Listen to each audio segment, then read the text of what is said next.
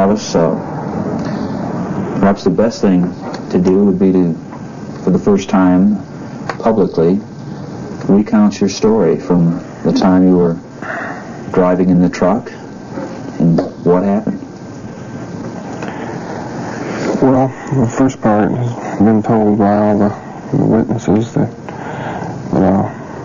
recount my view of that. We just finished working because it was getting dark. We packed up to leave, and we all got in the truck and we were riding up the road, and we looked off to the right side of the road, and I saw a glow that I thought was a sunset or something. I was about to comment when we came past the thicket that we were looking through to where we could see more clearly, and we saw a UFO hovering in the air about 30 yards off to the side of the road. Everybody started yelling, and they stopped the truck, and I wanted to get a closer look, and I got out of the truck and I started over there. Everyone was yelling that to come back and to stop. I stopped and looked back, and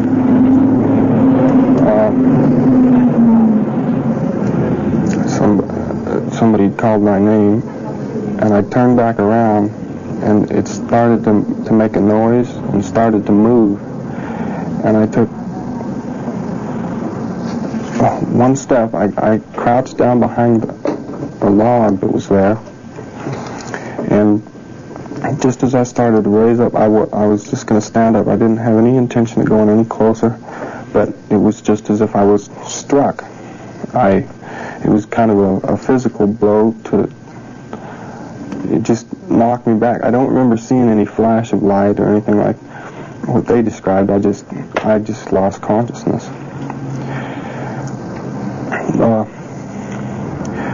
When I regained consciousness, I was looking up at a light shining down on me from the ceiling. I could tell I was leaning up on a bed or a table or something because the ceiling was close. I was in a lot of pain. I couldn't quite bring myself totally awake. What type of pain?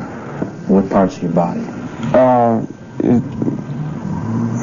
It was kind of like in my head, but just all over it. I can't describe it.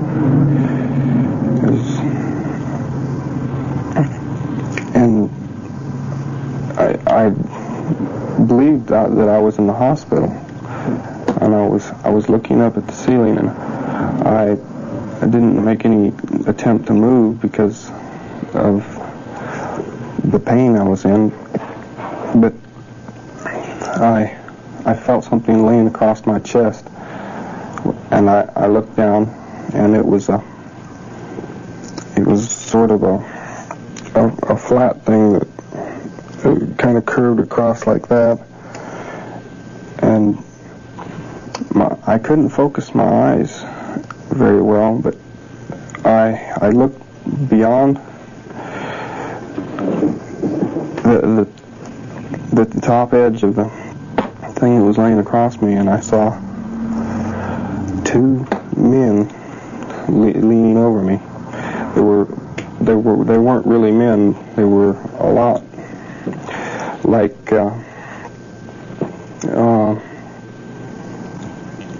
like men, but they weren't quite human. What did they physically look like? They were had kind of underdeveloped features and no hair of any kind, and they were dressed in kind of a brownish orange. And how tall were they? They were slightly shorter than myself. What type of clothing was they dressed? It was sort of a loose cover all. I didn't see any buttons or anything like that. But being in so much pain and everything, I didn't even think. I just lashed out and knocked them back. I could see that there was two on the right side and one on the left. I jumped into the corner. Did you actually strike them? Did you actually touch them when you lashed out? Yes, I did. I kind of hit these two with the back of my arm, and they fell back really easily. Did it feel like hitting a person would? Yes. They seemed light, like they weren't heavy, but I couldn't stand up very well. I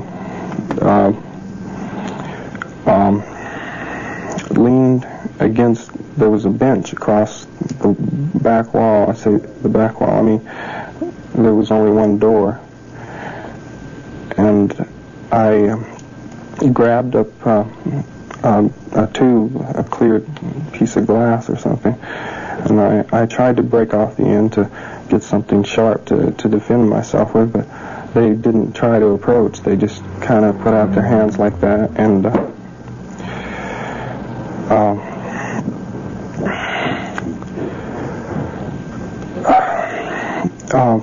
I was leaning up. I couldn't stand up very well, and I was breathing very heavily. And they didn't try to approach or anything. They just left. They just ran out real fast. And I was alone there for several minutes, and I couldn't catch my breath. It was very hot. And I was afraid they'd come back. And so I left. They'd gone, there was a corridor outside, and they went to the right, and I went to the left. You went through the door? Yeah, there was no door. It was just a doorway. An opening? And it was a curving hallway, and it curved to the right. There was another door with no doorway. It was just a hole. And I went into a room there, and... Had you gone very far distance at that point? It was only about 30 feet or 40 feet. I don't know. Not very far. No, not even that far. I don't remember. It was a very narrow corridor, and it was dimly lit everywhere. And I went into this room that you could see out. It was. You could even see the stars back through the wall I just came through. It was. I could still see that there was walls, but I could see the stars at the same time. They didn't look like windows? No, it wasn't like that. And there was nothing in the room but a chair with some controls and knobs and things. I just kind of, I was hysterical. I was frantic, and I just moved around in there for a while, and I started fooling with the buttons there. Did you sit in the chair? And I did later. At first I just touched it. I didn't think I should be. I was afraid I'd mess something up and that somebody would come. And I heard somebody come in, and I turned around, and it was a man, just like people. I mean, he wasn't like the other creatures or whatever at all. He looked just like you and I, except he had a helmet on, a sort of a clear helmet. And he had hair and everything? Yes.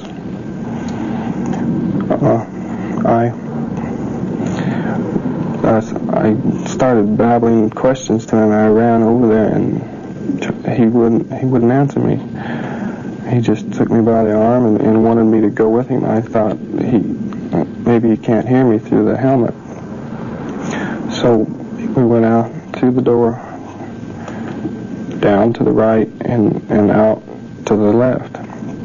There was a small room there. It had doors on it, and it was kind of like an airlock thing. It was just a small room with nothing in it. And then there was a door that went outside, and there was a ramp that went down, and it was cool outside. I could feel wind. There was a draft or something. It was a large room. This thing was sitting on the floor in there, and it was shaped like the drawing that they made, like the thing we saw the first time, only bigger. And there was two other things in there, other UFO-looking things that looked like flying saucers, kind of, except they were rounded, an oval shape, and they're really shiny, like chrome. It was a big room, like there was a lot more room in there, and there was a curved ceiling that curved this way, and it had flat ends to the room. I came out of the door, out of that first ship, facing this way, and there was a doorway across in the far wall. He led me across there, and through that doorway down a hallway to a room, and I'd had a burning in my chest, and it was starting. I felt better. I was trying to get this man to tell me what I asked him if he was from Earth, and just anything I could think of, and he wouldn't answer. Was he expressionless? Did he have any expression? No, he looked friendly. He gestured and smiled, but there was no words. In this place that you were in, could you see out at all? No, there was no way out there. So you were going from one ship to another, was that essentially it? Yeah. This must have been inside of a larger building or ship. I don't know if it was a large ship or a building. There was no way. I never felt any motion or anything. It was just like being in a large building all the time. Everything was solid.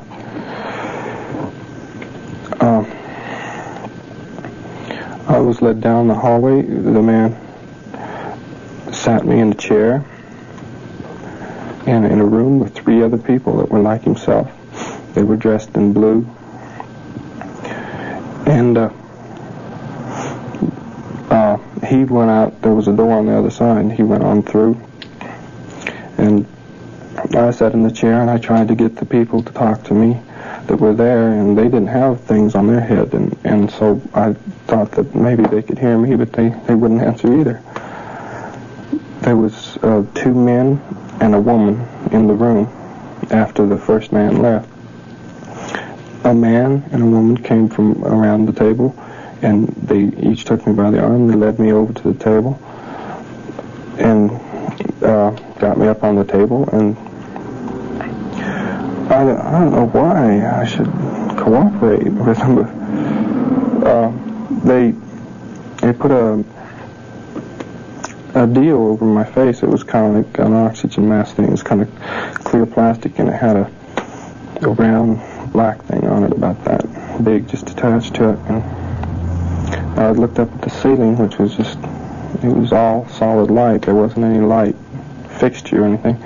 The light in the room just came from the ceiling. And that was last I remembered. I went to sleep until I woke up. I was laying on the pavement. It was very cold. I woke up very suddenly, and I looked up the roadway. I was laying outside. It was night, and I could see a light on the bottom of a flying saucer that looked just like the rounded ones that were inside there. And it was very shiny, but the only light came out of the bottom, but then that went off, and it just went straight up really fast, just without a sound. And what were your feelings at that point? Were you still in pain? Did you know where you were? I didn't know where I was immediately, but I recognized the roadway, and I could see a light down the hill, so I ran down that way. And it was about a mile, or a half a mile to Heber, and I ran down to the phone booth that is by the gas station there, and I called my brother-in-law, and I don't know what I said. I was hysterical, and he answered and said, "Who is this?" And I tried to tell him, and he said, "I think you got the wrong number," and he started to hang up, and I screamed at him that, it was me, and so he stopped, and he said, "Oh, okay, I'll get somebody to come and get you." And I hung up, and I just couldn't stand up anymore, and I just sat down there. Were you in physical pain? No, not at the time. I didn't feel any more pain. I just was so weak I couldn't stand up. I was extremely thirsty, and I haven't been able to make any purpose out of that or anything, but that's the way it happened. We'll be joined by Jim Lorenzen of Aerial Phenomena Research Organization after these messages. We've been joined now by Jim Lorenzen, who is the director of APRO, the Aerial Phenomena Research Organization. Jim, before we get to you, I think there's one question that I would like to pose to Travis, and it's a question that's been bothering a lot of people. And Travis, why didn't you bring your story to the media? Well, my family told me about the news people and all the people that were crowding around, and I was just in no condition to talk to anybody, especially a mob of people like that. I couldn't handle it. Is that typical, Jim, in cases? It is in some cases, yes. I can vouch for what he said, because when I first saw Travis, he was in a very unsettled state, and he was really in no position to defend questions or to respond. You have listened to the description that he gave us of his ordeal. What are your comments, your reactions in comparison with past cases? Well, I was struck by the fact that he described these beings that didn't look quite human. He described them precisely the way another person has described them who had a similar experience. Now, this case has not been published anywhere, and no case like it that I know of has been published, so it's something that Travis could not have read anywhere. And the descriptions are identical.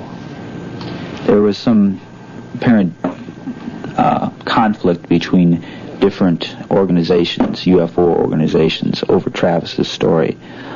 Why are you defending it, and why did the others seemingly discount it? Well, some people get concerned about their image, and they don't realize that this subject has many facets to it that can be embarrassing in the sense that public acceptance is lacking. The stories seem, to the uninitiated, pretty wild. I think of the fact that our organization has now going on 24 years experience made us able to cope with this in a much more sane and realistic manner than people without that kind of experience. Could you tell us what kind of testing that Travis has undergone, what the results were of that, and what the plans are for the future? Well, I can do this generally. We had him checked by a couple of MDs, and they ran some tests. I don't have all the results, but I can say this, that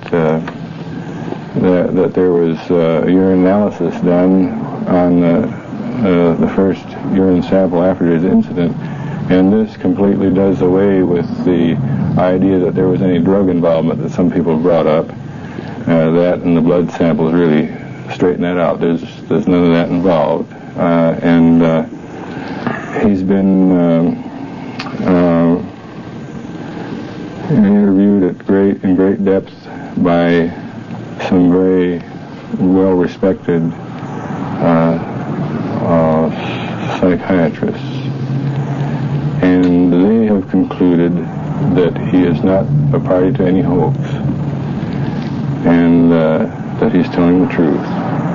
Now, when we call in witnesses, calling experts like this to interview witnesses, of course we call them in because we feel they're qualified to make those judgments, and I have no trouble accepting those judgments at all, particularly, as I mentioned, since parts of his story really correspond with cases that we know of already. Was this under regressive hypnosis? Now, regressive hypnosis has been performed by still another man. In fact, it's performed by Dr. Jim Harder of Berkeley, University of California at Berkeley. He's our research director, and he is a specialist in this sort of work, and has been involved in quite a few other cases. Under the regressive hypnosis, he relived the thing just essentially as you saw here, probably with a little more detail. What other kind of tests would he be going through in the future? Well, you see, we're really sort of past the testing stage in a sense. In other words, from now on, I think you'd be more likely to call it research. We hope to have this memory, the blocked memory, relieved so that we can get a full account of what happened. This may take time, and there may be a program delay that we just have to wait for. It'll just depend on how he feels as time goes by. Why not the polygraph test? This has been a major criticism. All right. Because a lot of people have criticized it because they think polygraph is a lie detector, because it's called that. But it's not, and Travis was under that impression too. He was anxious to take a lie detector or polygraph test.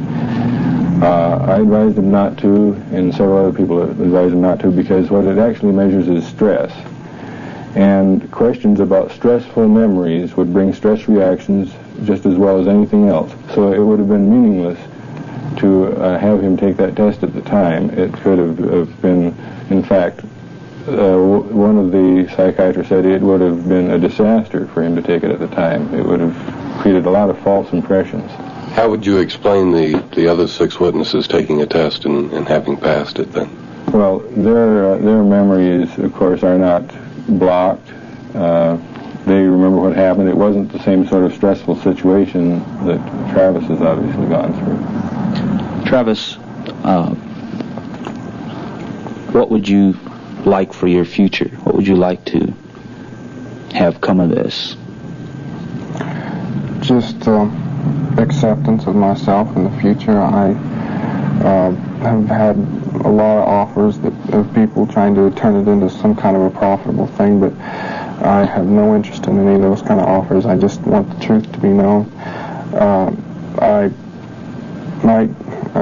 I have intentions to cooperate with research with reputable men that are, genuinely scientifically interested, like the men with APRO. And but as far as any kind of a big, project like that, I think we've talked about this to some, and Travis doesn't want to make a big deal out of it. He just wants to quietly find out what went on in that period, if it's possible, if it'll help advance the state of knowledge on this subject. Do you wish it had never happened to you? Well, hindsight, I don't know. What happened happened.